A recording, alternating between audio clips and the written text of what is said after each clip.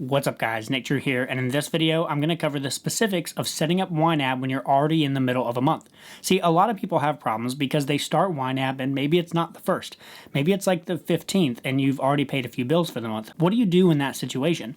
Do you go back and add those bills in and add those transactions up to now? Or what about credit cards? Do you add all the transactions in order to equal the current balance on that card? Well, I'm going to answer all of these questions and more to help you understand the nuances of setting up a budget and getting started with YNAB when you're already in the middle of a month. Now, I've made a much more detailed video going through step-by-step on YNAB and how to get started with it. If you haven't watched that one, I encourage you to watch that one first. Honestly, it's kind of a prerequisite to this video here, but for now, we're going to focus on what to do when you're starting YNAB in the middle of the month. Now, whether you start YNAB in the middle, at the beginning, it doesn't matter. You're basically going to do the same thing. So once you actually create your budget, first thing you'll do is add in your accounts. You can see that I've already added in our accounts here for this video. Now, when you add a new checking account, whether it's linked or unlinked, YNAB is going to ask you the exact same thing, which is what is your current balance? Now, it's important to understand this balance is the actual balance in the account right now. If it's November 14th, then you're going to add in the balance on November 14th, not what the balance was at the 1st of November and then add the transactions in. None of that matters. I don't care if you've paid rent. I don't care if you've paid half a month worth of groceries. Add in today's balance. So let's say that on November 14th, the exact balance of this account is $2,000. We'll hit done. And then what this does is it creates a transaction inside this new account for the starting balance of $2,000. We'll just drag that up here. You'll do the same thing for savings. So let's say the starting balance of savings is $3,000, and the same thing for any credit cards you have. So let's say the starting balance on this Visa card is you owe $500 right now. Now that your accounts are set up exactly like they are in real life, you're ready to move on to the budget. Of course, the next step here is to create all of your category groups and specific categories. Now, I've already done that for this video. Like I said, I encourage you to watch the other one where I go through how to create these and what these are. Since these are already created, we're ready to start setting goals for each of these categories and then budgeting money to them. But before we get going on this, I want to reiterate the most important part of YNAB, and that is you're only going to budget money to these categories based on how much money you already have that you can budget. Keep in mind, this big green number up here that says to be budgeted, this is your checking account, $2,000 plus your savings, $3,000 plus any wallet money you might have. It's basically all the cash in your budget that you have available to you that you could spend goes up here. And we need to give every single one of these dollars a job. Now, the savings is easy. It's $3,000. It's in a savings account. Let's go ahead and get rid of most of this. Let's say that for now, it's all in retirement savings. What we really need to worry about is this $2,000 we have in our checking account and how we're going to budget it to get us through the rest of the month, since it's already November 14th. The reason we can't budget more than this stuff is because YNAB mimics real life. Just like in real life, you can't spend $400 on groceries if you don't have $400 in your account to spend. YNAB doesn't want you adding money to the budgeting column if you don't actually have money that you can spend. Now, the key difference between starting YNAB at the beginning of the month versus starting in the middle of the month is that some of these bills are already taken care of. So if today's the 14th, then that means your rent is probably already paid since it's due on the 1st. Pet insurance is probably already paid. Netflix is already paid, but car insurance isn't paid quite yet. Because of that, we're not going to budget or set goals for any of these categories because they're already taken care of prior to us setting up these accounts. This $500 probably includes the pet insurance. This $2,000 is after we've already paid rent for November. In this case, we're just going to use this $2,000 to start on the 14th and move forward. That means we'll click car insurance and create a monthly funding goal of $223.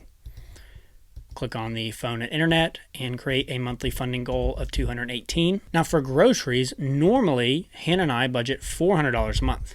But since it's the 14th, we've probably already got half a month's worth of groceries, so I'm actually only going to set a monthly goal for November of $200. This will get us through the rest of November, and then we can worry about December after that. So your task here is to go through all of these categories that you've set up, and you're going to add goals for what you need to spend the rest of November. You're not going to worry about setting a goal for the entire month. Maybe for gas, you normally spend $300 a month, but because you're halfway through, you only set a goal of $150. Even though we're not going to go over here and add in in past transactions that got us to today. You need to go look at your bank statement or your credit card statement and figure out what you've spent on for the month. And that'll let you know what you have coming up that you haven't taken care of yet. Now, the cool thing is that you're not limited to November, so you can actually go ahead to December and start setting some goals there too. For instance, we'll set a rent goal in December because we know that we're going to have $1,200 worth of rent due on the 1st. So if I hit OK there, you'll notice though that if I go back to November, it's not set up there, and that's perfect. That's what we want. We're not going to pay rent in November. We're going to pay rent in December. Now, once you've set goals for all of these categories, and I mean all of them, set a monthly funding goal or a target balance goal, or you can even set this category balance by date goal if you're doing some savings for something long-term or car insurance that maybe comes once a year. However you do it, set goals for everything, and then the next step is to actually start budgeting this money. And remember, you only get to budget the money that you have, so you need to cover your immediate things first. So let's say in this case, I know car insurance is due in just a couple of days, so I'll go ahead and budget for that. And the phone and internet's going to be shortly after that, so I'll budget there. I know we're going to need some groceries this week, so I'll just go ahead and budget for the rest of the month worth of groceries. I'm going to have to go to the laundromat this weekend, so I'll give me a little for that. Definitely going to need some gas to do some getting around. We got Thanksgiving coming up next week, so we'll have some driving. Now, of course, in an ideal world, you'll be able to use this paycheck that you currently have in your mega account to budget out the rest of the month and get all of November taken care of, so that hopefully, if you get paid again, you'll be able to start budgeting for December with that paycheck. Now, I know that I'm going to get paid again on the 24th. Now, YNAB won't let me actually choose the 24th and then show you that money in this example, so just pretend this day is the 24th here, okay? So we're going to do a paycheck, and the category will be inflow to be budgeted. And let's say that we get another $2,000. And again, remember, we're pretending this is the 24th. So then I go up here. Let's send 19 of this away. So we're pretending that this month is completely covered with what you currently have in your checking account. Then we just got another big paycheck on the 24th, but November's already taken care of. So now we need to start thinking about December. In this case, I definitely need to go into December and go ahead and budget for my rent, because that's coming up on the 1st. That means by the time I get to December, I need to have money in the account dedicated to paying off my rent. I can't use money that I'm going to make in December to pay off my rent in December, because then I'll be late. Some people get confused here, and they'll go ahead and actually budget for rent here, and they go, well, it's going to roll over to the next month because, you know, I didn't have to pay it in November. Yes, technically it will, but that's not the way you want to do it. You want to budget money in the budgeted column in the month that you plan to spend it. And this is regardless of whether or not the income that you made that you're using to budget this money actually came in that month. Let me say that again. YNAB's long-term goal is to get you to where you're making money in 1 month, but you're actually able to budget for the next month before you get there, so that by the time you get to December, you've already got enough money in your budget to actually pay for all of December's expenses. Because when you do that, that's how you actually stop living paycheck to paycheck. That's what YNAB helps you do. So if we're in the middle of November, we'll use the money in our checking account to help finish out November.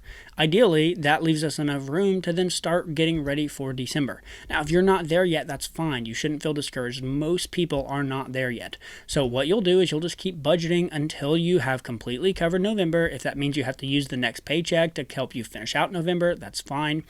But eventually, you're going to continue trying to save and be frugal enough to get ahead to where you can start budgeting money ahead for next month. Now, let's go back and I'll show you one more thing around how credit cards work. So we're going to get rid of this extra paycheck, go back to the budget, and let's put this money back up here. All right, so everything we just discussed about ignoring anything that happened prior to this, not budgeting or setting goals for things that have already happened this month, but instead thinking about next month and starting there and moving forward, only focusing on what you have to do in the future. All of that also applies to credit cards. The difference is that when it's a credit card, you need to tell YNAB what you want to do about this $500 balance. In the case of rent coming out of our checking account, it's already come out, so you just don't worry about it here, and you don't have to do anything here because it's already taken care of. But in the case of the Visa, it can be a little confusing because you're thinking to yourself, well, I have pet insurance or Netflix, I've already paid those things, but the balance is right here, so do I need a budget for that? No, you don't have to do any of that, okay? Now, I have a whole video going into super detail about credit cards and YNAB and how YNAB is super special and handles credit cards specially. If you want to watch that, I'll link it in the description below.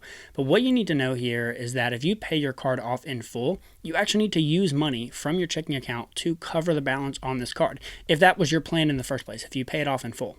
So what you do in this case is the Visa actually has its own Visa credit card payment category. YNAB created this. So you would just dedicate the money from checking to pay off your Visa. So you would add $500 here. All right, and then this would allow you to have money to actually pay off your Visa card. You'd have $500 here. This tells you, yep, you're good. You have $500 in your checking account ready and waiting to pay off the Visa card. So that's how you would cover it. Now, let's say that you do not pay your credit card in full every month yet, and you're still carrying a balance and you're working on getting that debt down. In this case, you wouldn't budget money from your checking right here to cover it. You might budget a little bit, but what you want to do is come down here and set a goal. You can set a goal to pay off your balance by a certain date. So maybe you want to pay off the balance by March of 2019. Then you can do that, and YNAB will tell you you need to budget $100 this month to stay on track to paying off the balance. So then you could say, okay, well, I'm going to dedicate $100 from my checking account to pay this off. That's the only difference between debit cards and credit cards when you're starting in the middle of the month. You're still not going to budget anything that has already happened in the past. Just simply input today's balances, and then you just need to tell YNAB if you're going to actually cover this balance today in full, or if you're going to add a little bit of money to it and then set a goal to pay it off over time. All right, so there you have it.